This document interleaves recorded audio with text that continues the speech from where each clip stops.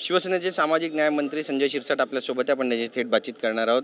आपण पाहिलं की आज विधान भवनाच्या पायऱ्यावरती सत्ताधारी आक्रमक झाले। अनिल परब यांनी जे काही विधान केलं, स्वतःची तुलना त्यांनी संभाजी महाराजांशी केली असा त्यांच्यावर आरोप सत्ताधाऱ्यांनी केलेला आहे। त्यासोबतच सरकारची जी तुलना आहे, भाजपची तुलना विशेष करून, ती औरंगजेबशी केली असं कुठेतरी त्यांचा आरोप आहे। काय म्हणाल?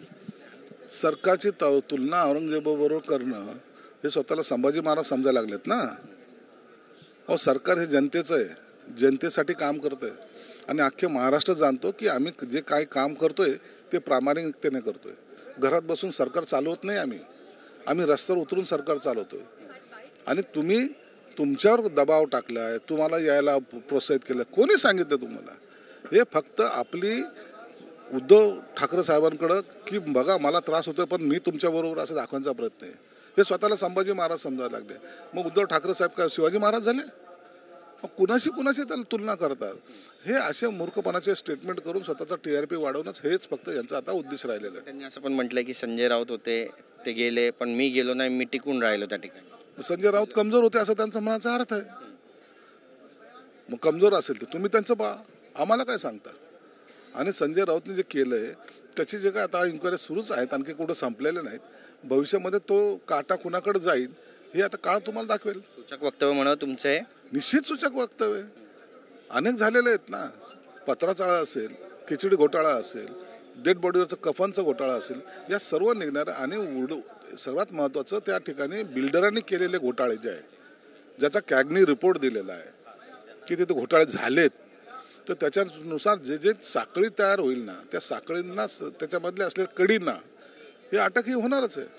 नक्कीच सावित्रीबाई फुले, महात्मा फुले यांना भारतरत्न मिळावा अशी मागणी करण्यात आली आहे भाजपकडून। किती रास्त आहे ही मागणी? आणि गेल्या अनेक वर्षांपासून ही मागणी होती पण ती पूर्णत्वास काही आली नाही। एक मोठा दिलासा, तुम्ही सामाजिक न्याय मंत्री आहात। निश्चित ही चांगली मागणी आहे। ज्यांनी या समाजासाठी काम केलंय त्यांना आपण हे पुरस्कार देणं काही गैर नाही आहे। आमच्या डिपार्टमेंटच्या वतीने आम्ही आणि पक्षाच्या वतीने सुद्धा या मागणीला आमचा पाठिंबा राहील आणि त्यांना तो मिळावा अशी आमची मनोमन इच्छा पण आहे। जागतिक महिला दिन आहे आणि आजच विधान भवनाच्या पायऱ्यावरती विरोधक आक्रमक झाले। भास्कर जाधव पण होते त्या ठिकाणी आणि ते भविष्यातले विरोधी पक्षनेते होतील अशी पण चर्चा आहे। एकंदरीतच या घटनेकडे कसं पाहतात? ती असुरक्षित आहे आणि 2 सरकारमधील मंत्र्यांच्या तर राजीनाम्यांची मागणी सुद्धा त्यांनी केली। हे बघा, तुम्हाला सांगतो, या अधिवेशनामध्ये विरोधी पक्षनेता होणार नाही। भास्कर जाधवांना जाणून बुजून त्याचं नाव पुढे आणण्याचं कारण आहे की त्यांनी पक्ष सोडू नये। हे खेळी हे भास्कर जाधवांना सुद्धा कळते। आधी त्याला स्वतःलाच विरोधी पक्ष नेता व्हायचं, पण भास्कर जाधवचं नाव पुढं करून काय रिस्पॉन्स मिळतोय हे फक्त तपासायचं काम ते करतात। या अधिवेशनामध्ये कोणीही विरोधी पक्ष नेता होणार नाही, हे तुम्हाला निश्चित मी सांगतो। दावा आहे कुठेतरी खेळ सुरू आहे मग ठाकरे गटाकडून? खेळच सुरू आहे। आमदार थांबवण्यासाठी केलेली खेळी आहे। भास्कर जाधवच्या संपर्कात सुद्धा उबाटाचे अनेक आमदार आहेत, ही माझी माहिती आहे। नक्की, धन्यवाद महेश आमच्या बोलल्याबद्दल। कॅमेरा पर्सन योगेश गुरवचा आणि खंडूराजचा गिरीश गायकवाड, TV9 मराठी, मुंबई।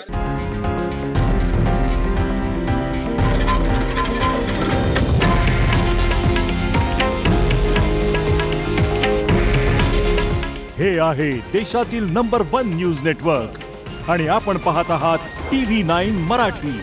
काळजी तुमची, हित महाराष्ट्राचं।